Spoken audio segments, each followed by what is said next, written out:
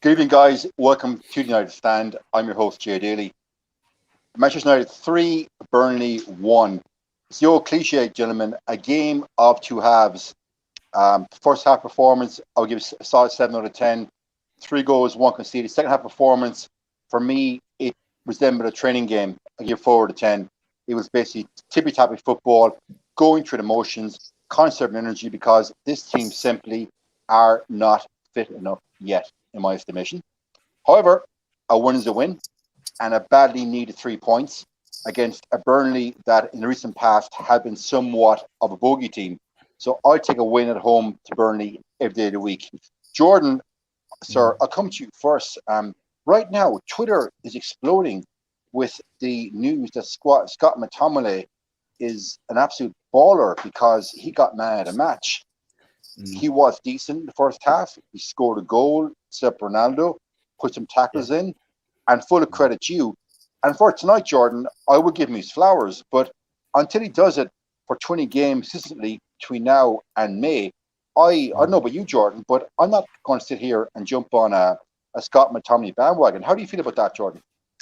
Yeah, first of all, lovely to break it down with you guys. I think as soon as he scored, I just straight away get tweets and people just absolutely firing shots. I think what they don't understand is that at the end of the day, we're Man United fans and we want all Man United players to do well. So when a Man United player plays well or scores a goal, you don't need to dig us out. Like, we're here to break down what we see. And the thing is that, like I always say, there's McFred games and there's not McFred games. And you know, your Burnleys, your Leeds, your Watfords, these are games that a McTominay should come in and should shine. And that's exactly what happens. If I go to the fun fair and I want to win my boy a teddy and I throw loads of deflated balls to try and knock free cans down, eventually I'm going to knock those free cans down and win that teddy. And that's exactly what we've seen. You know, he's played every single game and finally he's had half a good game. And we've got to put it into perspective. He didn't dominate the game for 90 minutes. I don't think anybody dominated the game for 90 minutes. He played well for 30 to 40 minutes in the game, which is great. I think what we saw is that by having somebody like Matic alongside him enabled him the freedom to go forward. And this is what we talk about, is having that, you know, another option in midfield to attack the box, interlink play, shoot from outside the box. The one thing I would say is he does seem to have a great shot. You know, the goal that went in, the one that then assisted Ronaldo and whatnot. This is great. This is exactly what we want to see. And I hope this gives him confidence and also hopefully gives Rangnick an angle on how to use him going forward. But ultimately, like I said, it's a squad of players. We're very, you know, top heavy. We need to utilize that squad. I think what we saw with us running out of legs in the second half of the season is second half of the game, is exactly what you expect to see at this point of the season. There's been so many games. We haven't really used lots of players. Naturally, players are going to tie it into the second half. We got to remember that we beat a very poor Burnley team. I mean, I remember that there's been some decent Burnley teams. It's always a tricky game. This wasn't a tricky game really for us. If we play like that against some of the teams in the top 6 or top 7, we will struggle. So it needs to be a platform for us to push on and hopefully grow in confidence and we move forward. Yeah, Jordan, you're spot on. I'm glad that we're here tonight now and it's a 3-1 win at home against, as you already pointed out, it's a poor Burnley side. Normally, Burnley, their odds on to finish somewhat around mid-table. They play the old school, as I've said many times on shows. It's 4-4-2 point ships football, and you know what you're going to get from Burnley. It's big balls over the top to win a knock on and try and get something on set piece.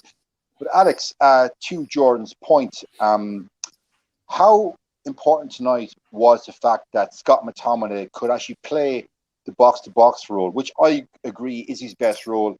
The fact that Matic was literally his shield between him and the back four. How important tonight was that for you?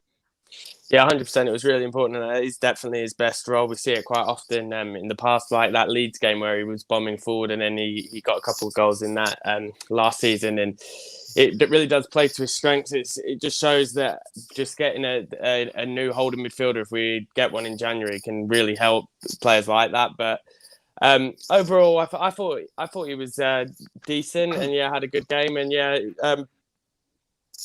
Yeah, pretty much. And yeah, sorry, my mind's gone back.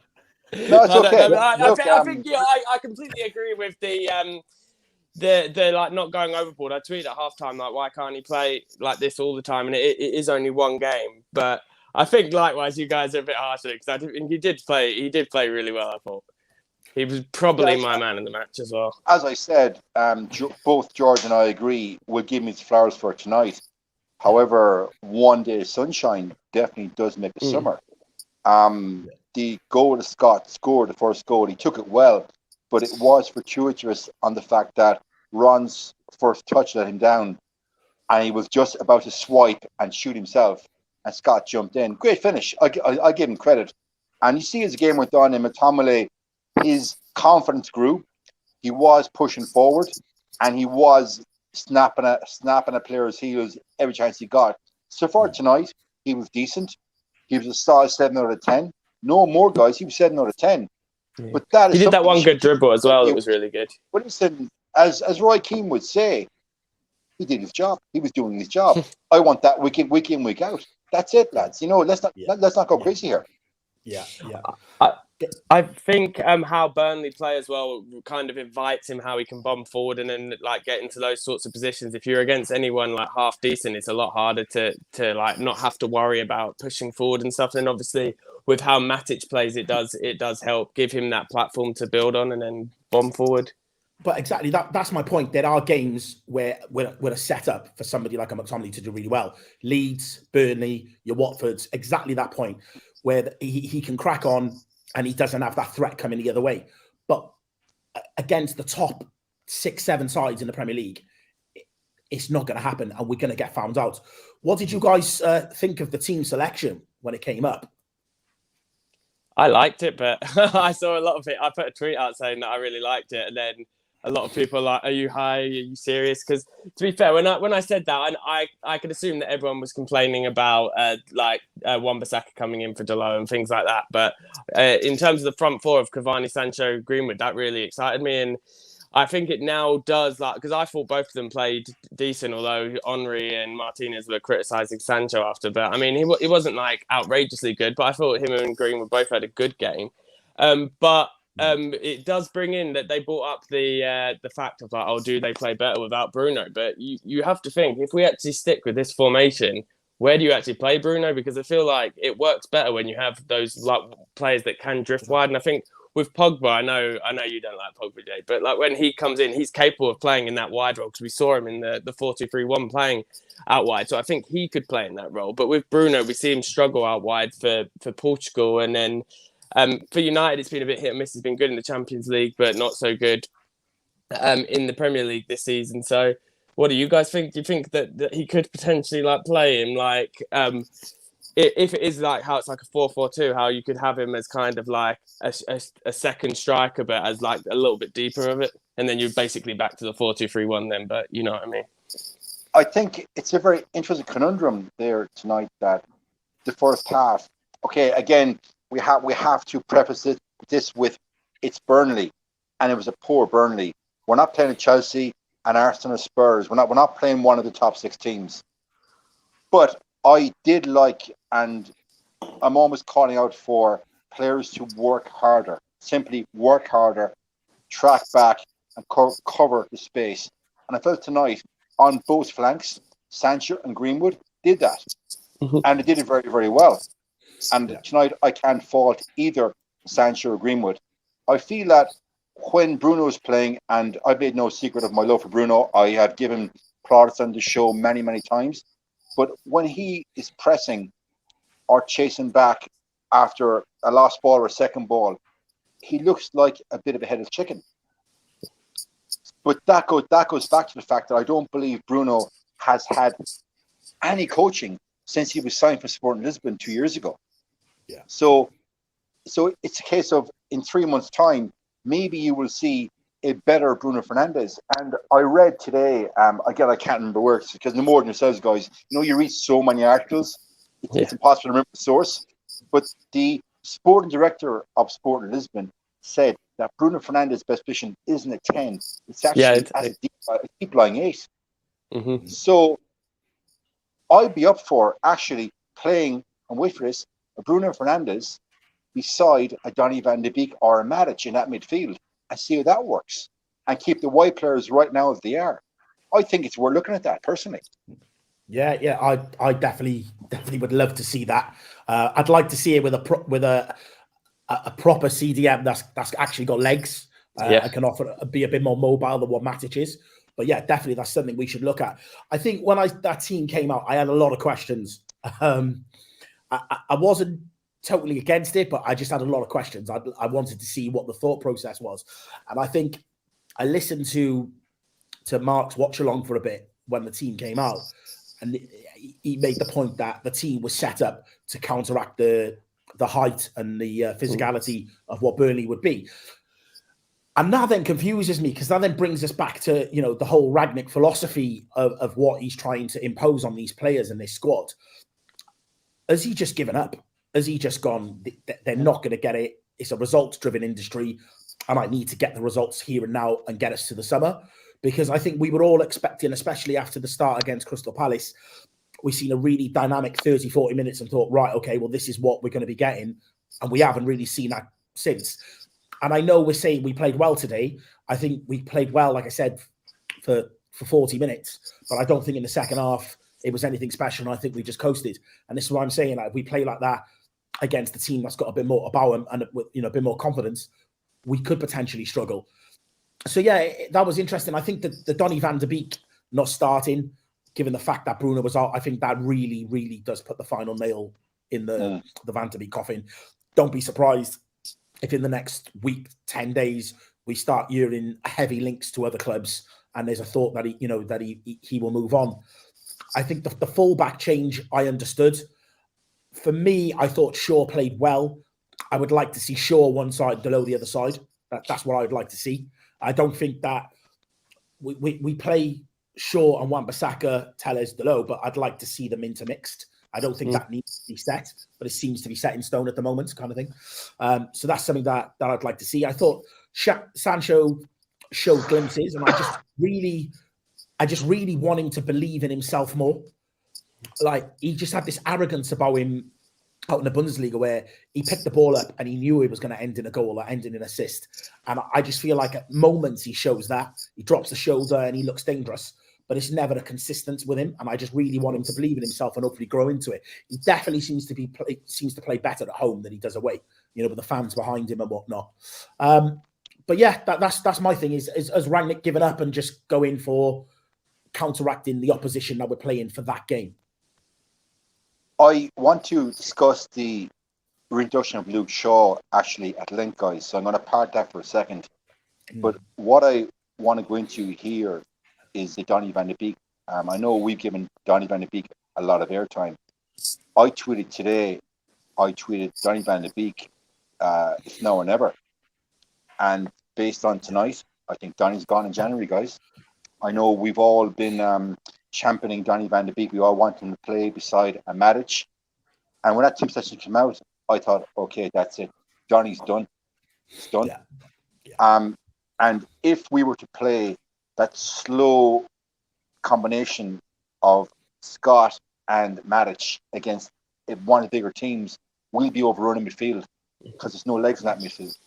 Yeah. So that will work. As you already pointed out, Jordan, there is Fred games and there is McTominay games. And that was tonight. But it's very, very few games where the axis of a McTominay and a Matic will actually work. Very, very few. Yeah. So we are in trouble if that formation is played with those exact personnel against a top six club. I think we get hammered. You play that midfield against Wolves, and that Wolves midfield will absolutely overrun us. They go way more about them than what we got out there today. So yeah, we've got to be very careful what we do. So, guys, I want to move on to Roberto Carlos. Tonight, Roberto was like an avenging angel. The Luke Shaw of last season came back with a vengeance. And I don't know, Luke Shaw with that beard and skinned head looks like a proper thug. And I love having a proper thug in my back four. Like same with Jordan. I'm old school. I saw the pictures during the week. It's a picture of Vidic and the blood is pissing out of his face, and he wants to go back on and play. But of course, nowadays with different protocols, that wouldn't happen. But Vidic did it. Kevin Moran did it. Paul Moran did it. And I'm sure there's picture of Steve Bruce doing it. So Luke Shaw today, guys, being out of the side was actually the medicine Luke Shaw needed, because Luke Shaw now knows if I don't perform at 7, 8 out of 10 week in, week out, that Ralph has no problem playing Alex Telles in my place, unlike the previous manager that will play Shaw week in, week out. So Shaw today, for me, for the first half, he was up there with being a possibility of man of the match for me. I flagged a moment here, and I'm going to read directly. 90 minutes, Shaw from the halfway line, bombs forward. Cavani screaming for the ball in the middle, and ignores Cavani and hits the outside netting. And that shows the confidence of Luke Shaw now is up already after only 19 minutes. No, I'm not going to pass to Cavani. I've ran 30 yards of the ball. I'm taking this on myself. Luke Shaw's delivery from set pieces probably not as good as Tellers, to be fair, but the solidity and the aggression you get and the energy, the amount of I'd love to get a comparison. Maybe somebody in the free chat will do it or has it. A comparison between the meters covered in a game by Tellez vis-a-vis Luke Shaw, because Luke Shaw for me has a much bigger engine and covers more meters per game than Tellez. So for me tonight, guys, if this is Luke Shaw from last season that's come back for Luke Shaw the sequel, I'm all there for it. I think tonight he was fantastic. Yeah, I think he definitely is a player that rises to a challenge where some players shirk away from it. He seems to rise, and I think he would have put his nose out of joint being dropped, and he's coming with a point to prove, and that's only a good thing for us. One player I would like to mention on that note is Harry Maguire. I just... It's like a Dr. Evil laugh when you say Harry Maguire. Guys, and I'm going to ask everybody in the comments, what has happened to Harry Maguire? He was awful again. He didn't have to do a lot today. And what he did do, he did badly. And, we talk about there's McTominay games and there's Fred games and whatnot. Today was a Maguire game. Do you know what I mean? Should have been very physical, aerial, that should have been it. There was no one with blistering pace in their attack. He should have been fine. And again, he's so shaky. Is it just his confidence is completely shot to bits?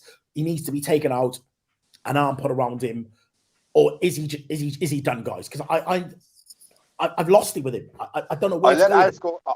I want to hear Alex's thoughts on Luke Shaw first, and then Alex go mad as you want on Harry Maguire, and then I'll take the Harry Maguire thing because I've notes made on it as well. Okay, yeah. So with Shaw, I think it just boils down to it's not necessarily an attitude problem, but it seems to be like a motivational problem, and it's something that's been tied back to him his whole career. I can't remember the exact comment, but it was from Adkins, questioning back when he was in the Southampton days, even of questioning his desire and stuff. And it seems when Tellers came in initially, he just got that boot up the backside, being okay, there's real competition here. I could lose my place, and then he became really good again. And then he got a bit just taking his foot off the gas this season, thinking I'm not going to get dropped. Because I've said on the show before, and it's so true. With it was mainly under Ollie that I was saying it's what's the point of having competition for places if the competition doesn't ever get a chance? If someone's out of form, why don't they ever get dropped? Whereas now Ragnick came in and actually dropped him when he's been out of form. And then he's come back in, and I thought as soon as he comes back in the team, because I thought he wasn't amazing the last time he played in the Champions League, but he was better than he had been. And then today I thought he was brilliant. He was one of my contenders for man of the match as well. And it just seems that when he actually has that competition, that he's just such a better player. So it really is good, and it's hopefully giving him the kick at the backside that he can really build on it, because it was such a weird fall off, which ties into the next point with Maguire of Shaw and Maguire. I know I keep saying it at the Euros how good they were, and then they both just went randomly off a cliff. So I don't know if it's fatigue, because obviously England got really deep into the tournament. So they played a lot of games, because I think Mason Mount was another one that struggled. And I think there was another England player as well that struggled at the beginning of the season. But with Maguire, last year when he got off to the really bad start, he had an excuse because of we could give him the excuse. It was his own stupidity, but the Mykonos thing. So it's is his confidence just gone because of that? But then he's just come off, like, he should have been on top of the world. He got his country to their first final since 1966, and he was one of the players in the tournament, got into the team of the tournament.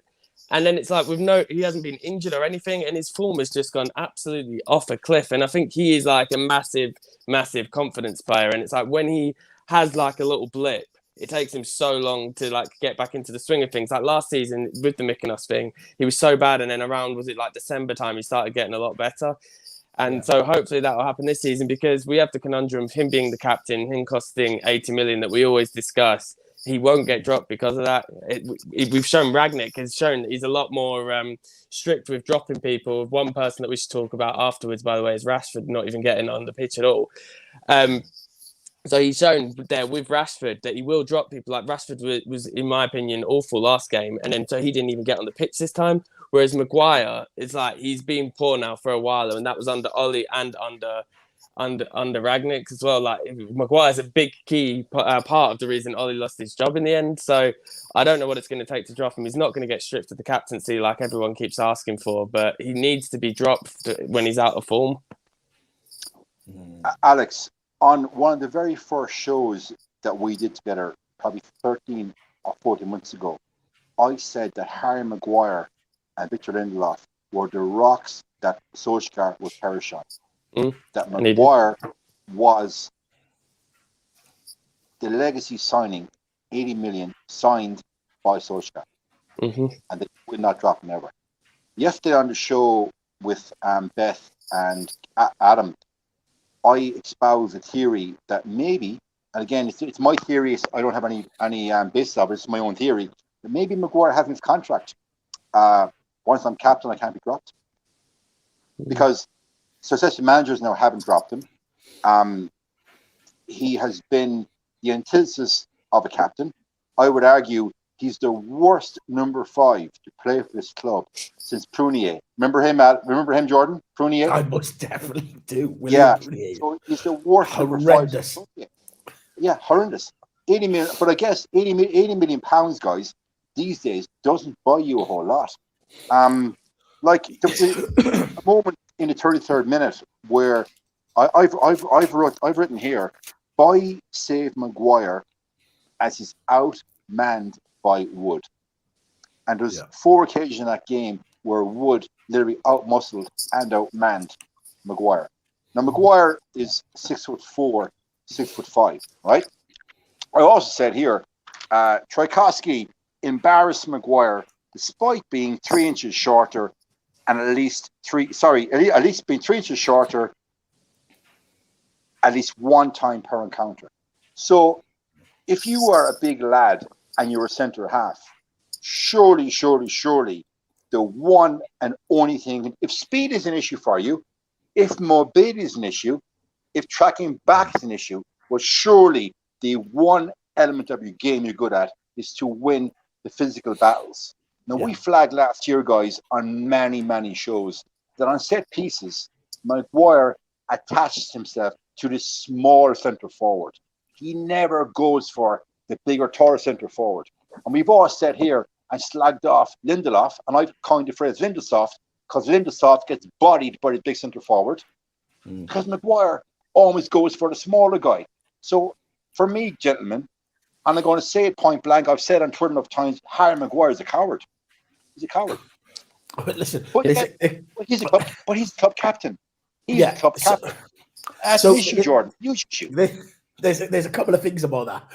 Number one, I think we get caught up on the fee.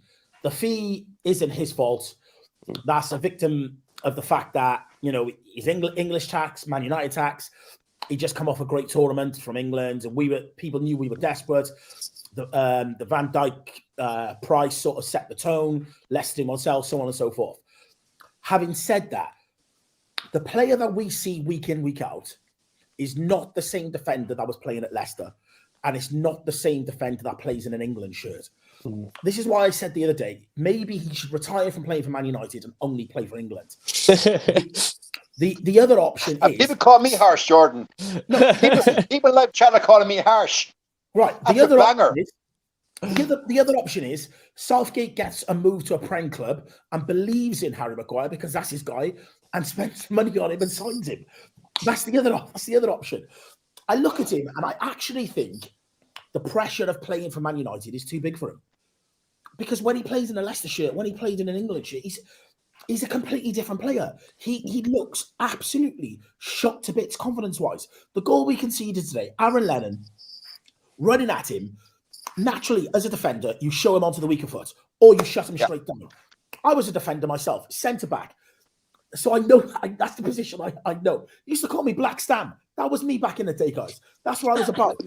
So listen, I look at the situation and I'm like, everything. No, Jordan, be careful now. Be careful, because you might offend some snowflakes with that comment. Be careful now. You know yourself now. No, I love it, Jordan. I love it, mate. I love it. I'm all for it. It's facts. That's what it was. Anyway, I look at the replay, right, and everything about what he did today was textbook wrong as a centre back. How can you get it that wrong? Like it's absolute madness, you know. And I'm at a bare minimum, that captaincy should be taken off of him.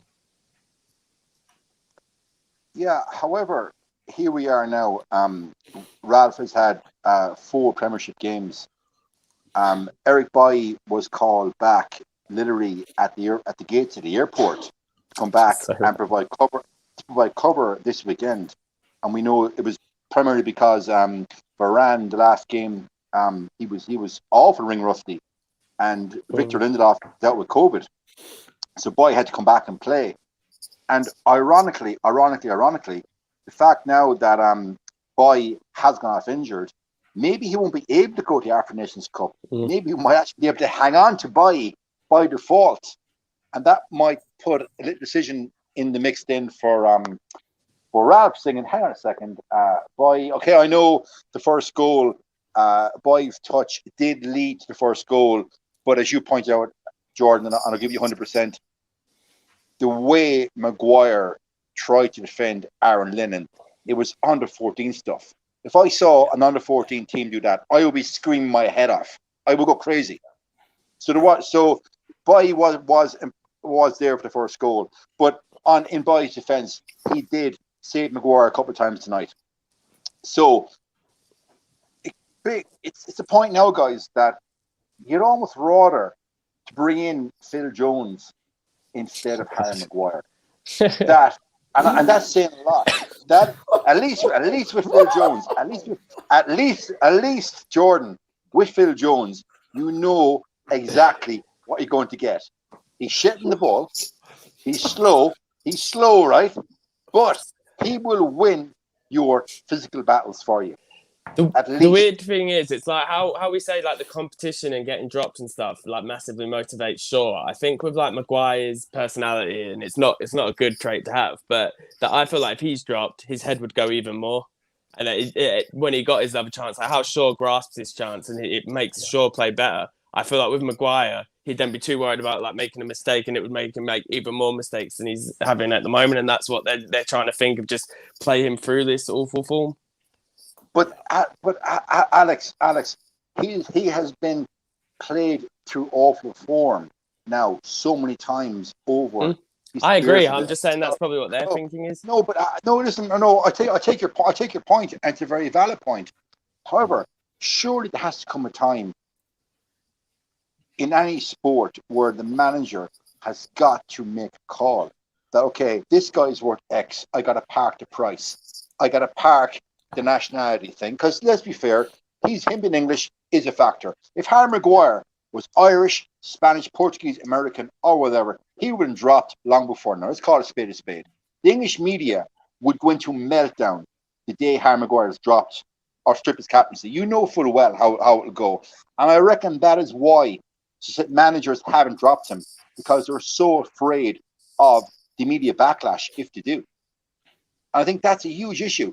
And it's kind of sad. It's kind of sad that the club is so scared of a media backlash, dropping an underperforming player, that the manager feels, I can't actually make the call I should make on footballing reasons because of a backlash from media. That's sad, gentlemen, for me. Yeah, no, it is sad. Guys, can I ask you about something else? Something I found frustrating. Darren Fletcher on the touchline. For me, it reminds me of when I'm DJing and I play a song and the light jock stands behind me and tries to take credit for the song that I'm playing.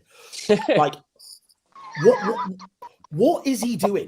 Like, who's empowered him? Like, where has he suddenly got this voice from? Somebody needs to sit him down. And what I don't understand is we're talking about, new people coming in, it's a fresh start or whatever, but it can't when one foot is stuck in the old regime and the other foot is pulling in a different direction.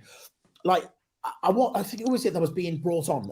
Delow was being brought on, and Fletcher stood there like absolutely drilling him in his ear. And Ragnick is like, it's almost like he's skipping. He's waiting to jump in to just have a word with Delow before he gets on the pitch.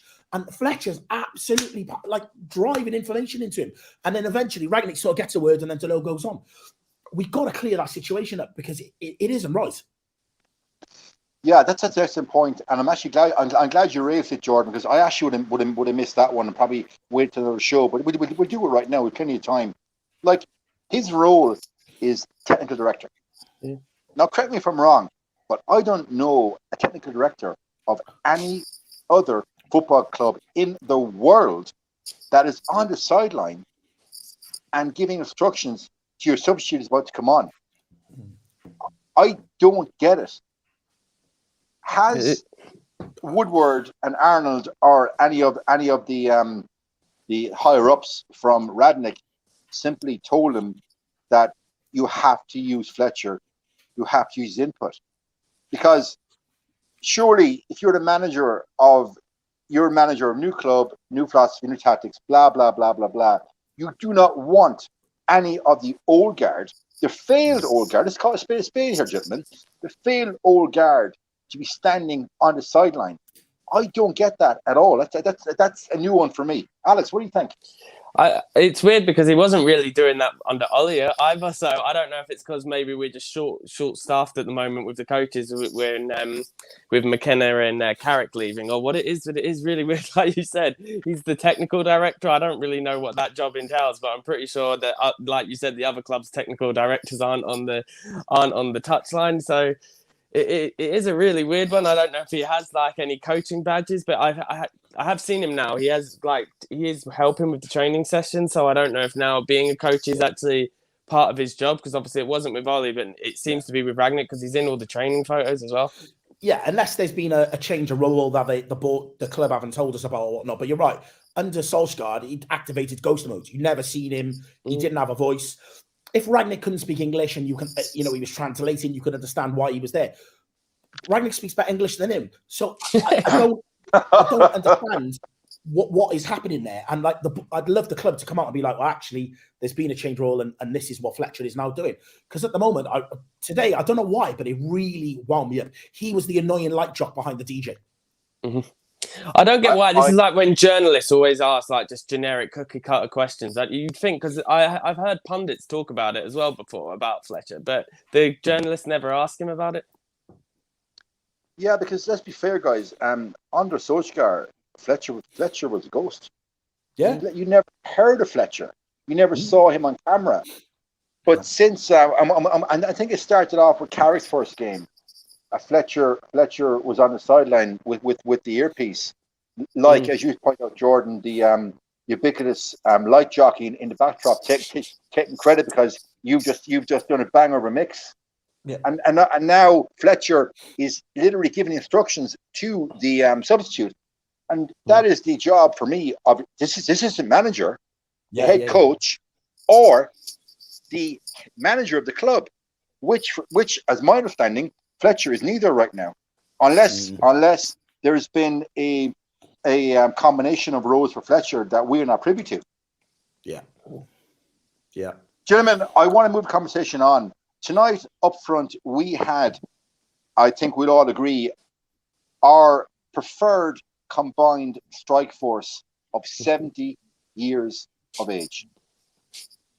Mr. Edison Cavani, mi hombre, and arguably the greatest player ever to wear a pair of football boots, Mr. Ronaldo.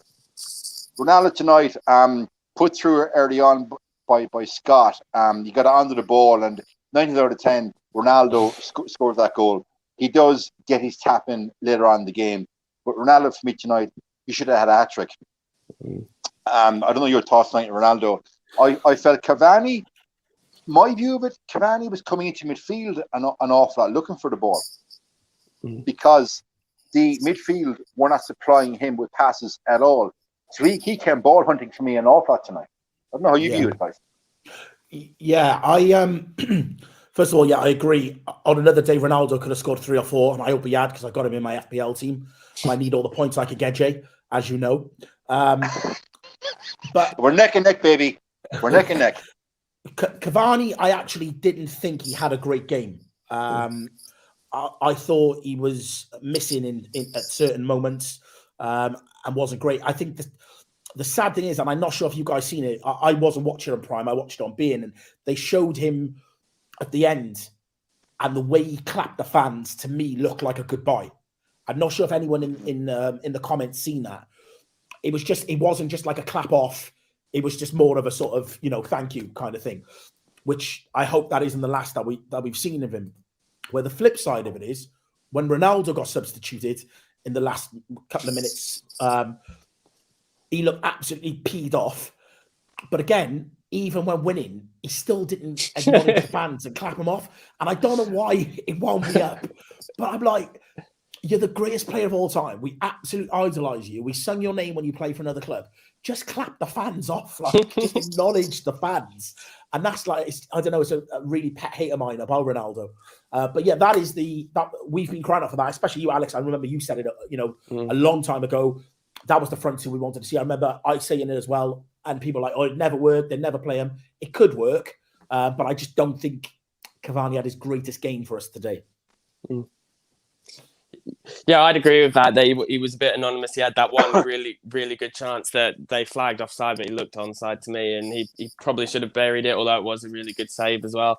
But I found a lot of the times it was quite frustrating that a lot of people say, and it is kind of true to an extent, of how our players literally just all constantly look to Ronaldo, what they used to do is Latan as well. And it was quite a lot of times they two would split off, and then whoever had the ball would always pass to Ronaldo rather than Cavani. So I think he was a bit starved of service today, but Ronaldo obviously had a lot of good chances. The clapping thing doesn't really annoy me, because I feel like I found it funny that he'd be, I don't know if it was just pissed off at his performance or pissed off for getting subbed off. I was like, there's 30 seconds left. Why do you care? That's such a ridiculous thing to get angry about. His overall performance, I think everyone's saying that he played really badly, but I wasn't too. He was a bit wasteful, but I didn't think he was that bad today. It shows how ridiculously high his standards are, that even though he scored and the team won 3-1, he was still annoyed, because you could see as the game, every big chance he was missing, he was getting angrier and angrier. That first chance as well. You said 9 times out of 10, Jay. I think 99 times out of 100. He's I was shocked that he missed that, with how good of a finisher he is. And so overall, the strike force, I am happy with it. I do think it's our best strike force. I think in the busy, congested Christmas period, it's coming to an end now, but we're going to be congested anyway because of the other games getting postponed. So they can't play it constantly. So then I kind of wonder what will be our front two then, because I think Rashford's just been playing really poor in general, and Martial's leaving, it looks like, because I wouldn't be opposed to trying Martial there with Ronaldo, but and then Greenwood, I thought, played well from that wide area and was showing different aspects to his game that you haven't seen massive amounts of, with his some of the crosses he was doing were really good. So I don't know if he'd work better in that wide role for now, but I don't know what you guys think of who you would partner when Cavani has to be in there. Just one last point with the leaving. I haven't seen the clapping, I just saw you put it in WhatsApp, Jordan, but it's weird. I said on the show last night that it's weird that none of the press, again, the journalists, haven't asked Rangnick about Cavani, because it's all over the news about Martial, but it's all over Twitter with all these Spanish and Argentinian sources that he's going to Barca. But it hasn't really, that I've seen anyway, I don't know if you two have seen, that it hasn't really been reported that much in England, and no one asks him about Cavani, and that's a burning question that we'd all want to know. Yeah. But I think we'd be mental to sell Cavani and Martial. He has said that, because Rangnick has confirmed that Martial is up for sale if a club comes in, but surely we're not going to sell Cavani and Martial in one window. Yeah, I don't think for a second we will sell both Cavani and Martial in the one window. As you all know, the biggest problem with Martial is the wages. Chap is on £12 million per year. Be his salary warrant or not, that was the business model of Woodward to put his players on these insane contracts, which made the loan moves to Sevilla practically undoable because Sevilla are not going to pay that kind of money for a player on loan. Plus, United wanted a loan fee on top of that, so that was never going to work. Would Ralph bring Martial back into the side? I don't think so. So in that rationale, I hope and pray that Cavani isn't off to Barcelona in January, because I think that happens, guys, we are screwed, because we are only one injury away from Ronaldo to not having a goddamn striker. Well, all of a sudden, sorry, Jordan, 1 second. Yeah. All of a sudden, if Ronaldo got injured, nuclear scenario, we don't have Cavani, you're left in with Greenwood up front, young kid, all the pressure on a young kid as being the sole striker. So for that reason, I don't think the club can take the risk of letting Cavani go for me. Jordan, go ahead. Yeah, he hasn't really been available for a lot of games this season anyway, has he? So, it's not it wouldn't be a huge risk based on what we've had from him this season, but potentially what we could get out of him. So I think we have to weigh that up. I think a conversation to have with him is to give us to the summer and then gracefully let him leave. And I think that's a conversation. I think if we can move Tony on, I think we should move Tony on while we can. But it's also about what Rangnick's vision is for the team, because if ultimately he doesn't want to play two up top, but he's playing that because we are top heavy, if that gives him the opportunity to get 2 or 3 players out, but then bring more midfielders in, then maybe that's the route he's going to go down. So that clap today for me was a good buy. I need to see this clap. I didn't see it because I was watching the game on some dodgy stream from Korea of all places. I'm serious, whatever it takes. So Jordan, it's rare. I hope you're wrong, and I hope you're wrong on this point. I genuinely do. Well, let me ask people in the comments, guys. Did anybody else see him clap the crowd? Let me know what you guys think. But even in a couple of my other WhatsApp groups, they put in saying, "I think he's off, guys. It looks like he's off. Looks like he said goodbye." So, be interested to see what other people think. As the watchers are responding to you, dear Jordan, there's a super chat here from Gaza7. He says, "I don't want you to worry, guys, but the Glazers are going to make the same mistake. Ralph is secretly grooming Fletcher as the new manager." Can you imagine that, guys? Oh my God, if that happened. that would be insane. Gentlemen, that's why he's getting pally with Rangnick, because he knows Rangnick's involved in choosing the next manager. Oh God, bloody hell! Like, just think of history repeating itself yet again, and us three here, and the rest of our colleagues in a year's time, same conversation we've been having for 3 years. Please make that not happen, guys. I want to move the conversation on to Wolves. Next game, Wolves, an entirely different proposition. As you pointed out, Jordan, a far better midfield. Yeah, I think Ralph will revert back to type and bring Fred back beside McTominay. McTominay now is going to look like he's undroppable after tonight. Not by my standards, but by the manager. So Wolves going forward, guys. That's a very, very tough game. Yeah. I don't know about you, gentlemen, but that's got draw written all over it. Alex, what do you think?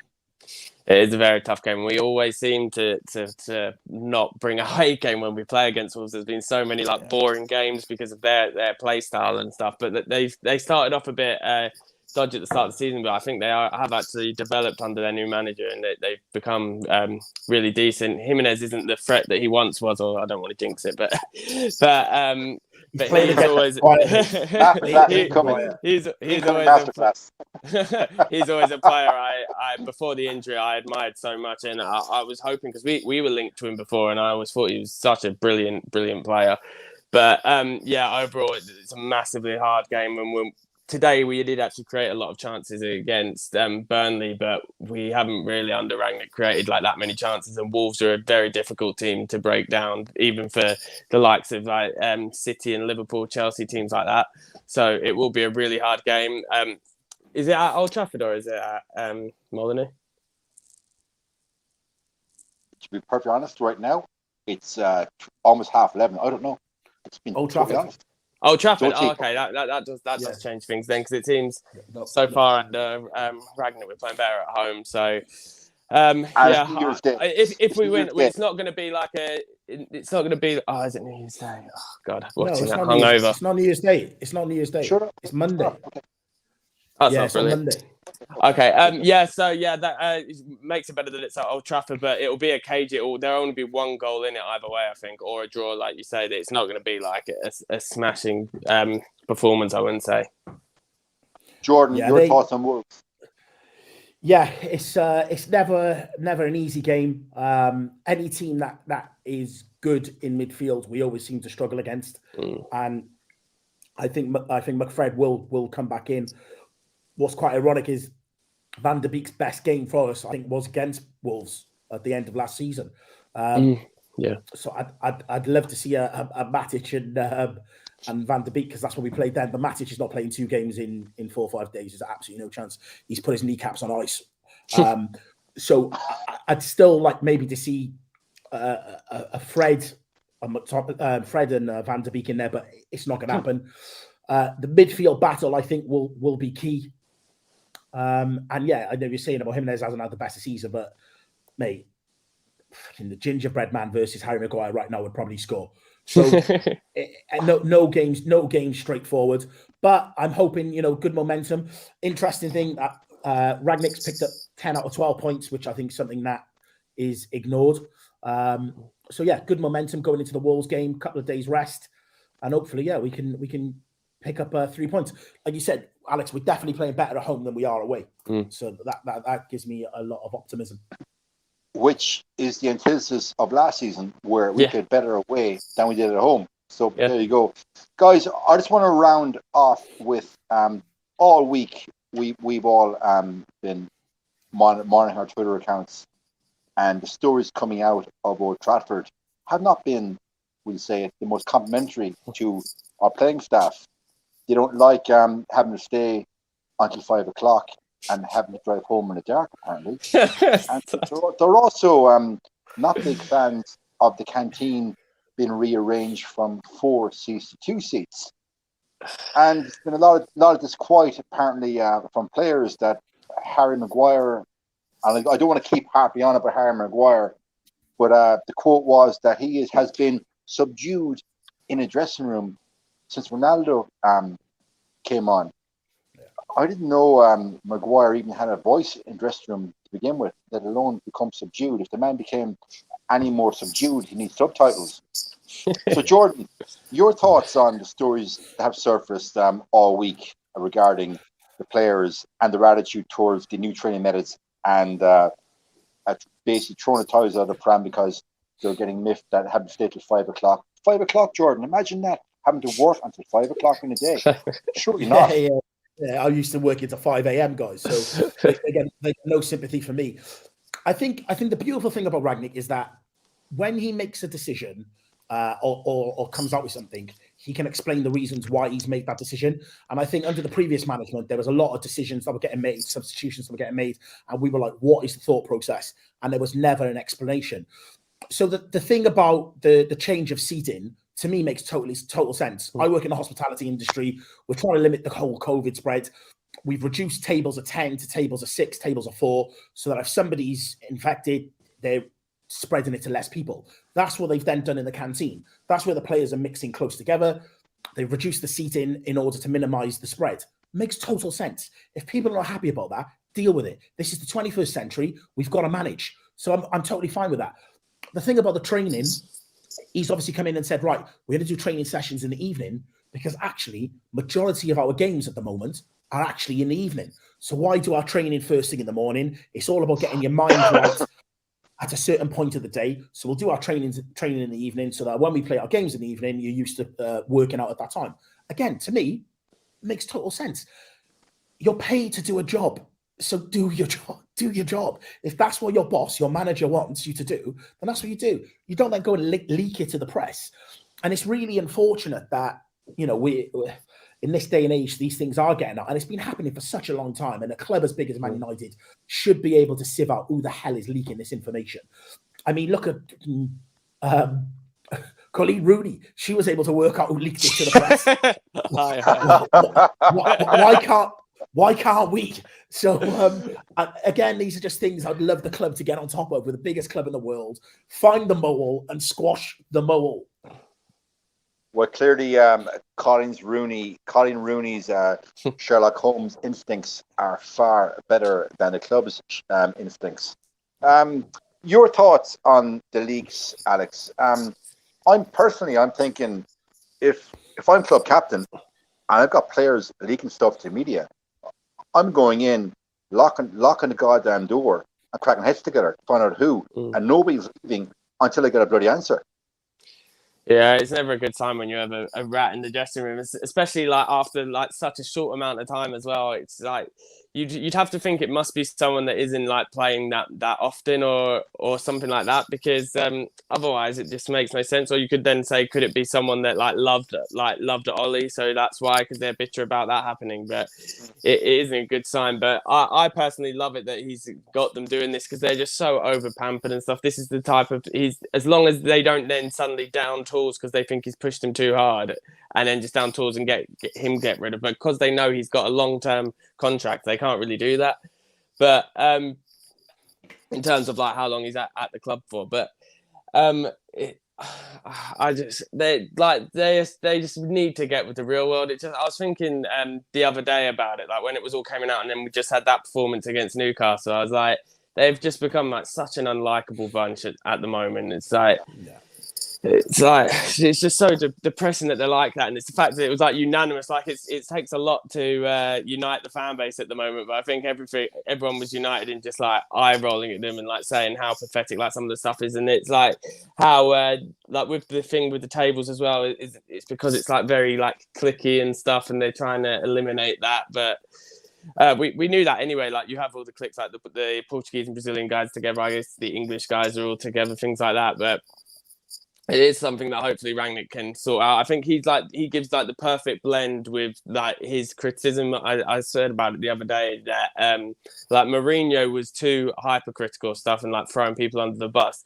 So that's why the players eventually turned on him. Ollie was the complete opposite, that he never criticised any of them, and he would always like protect them from the thing, which I don't agree with either, because that just lets them get away with murder. But Rangnick seems like really fair in his criticism. He doesn't like throw people under the bus, but he'll like critique their performance. And he's obviously strict behind the scenes because of all these stories leaking, but it's just a case of hoping with these players, which you can never know, because like I said, they have become an unlikable bunch, that they could just end up throwing him under the bus.